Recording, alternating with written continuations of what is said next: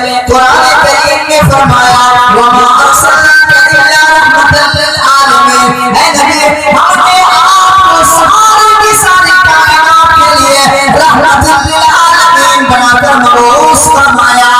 آپ اس جملے کو دیکھیں، اللہ کے نبی علیہ السلام اپنے کمرے میں، آپ کی توجہ ادھر ہو، او بھائی آپ ادھر دیکھیں، میں آپ کو دیکھ رہا ہوں، میں روزانہ آپ کے پاس نہیں آ سکتا کیونکہ الحمدللہ ہمیشہ ادھر جانا ہی ہوتا ہے۔ آپ توجہ کے ساتھ سنیں گے، آپ کو فائدہ ہوگا۔ ذرا غور کیجئے ہمارے آپ کے آقا کا مقام کیا ہے، اللہ کے نبی علیہ السلام کی وجہ سے کیسے خوشیاں ہمیں حاصل ہوئی۔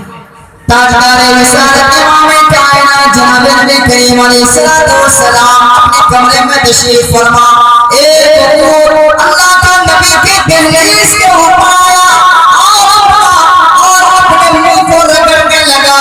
پیغمبر علیہ السلام نے دیکھا اور اللہ کے نبی نے سمجھ لیا، یعنی جبریل آیا، جبریل نے کہا کہ دیکھیے اے اللہ کے نبی، یہ اونٹ اپنے مالک کی شکایت کو بیان کر رہا ہے۔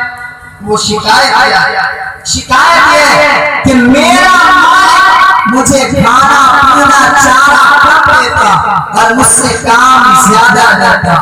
اللہ کے نبی نے اس کے مالک کو بلایا اور فرمایا ایسا کام نہ کرو بلکہ اسے کھانا زیادہ دو، کام کچھ کم کیا کرو، ان کے بھی حالت کو دیکھا کرو۔ تو اللہ کے نبی علیہ السلام کی آمد کا یہ منظر ذرا غور کریں۔ اللہ کے نبی علیہ السلام، میں نے شروع میں کہا پیغمبر کی آمد سے پہلے کس طریقے سے آثار نبوت نمایاں ہو گیا۔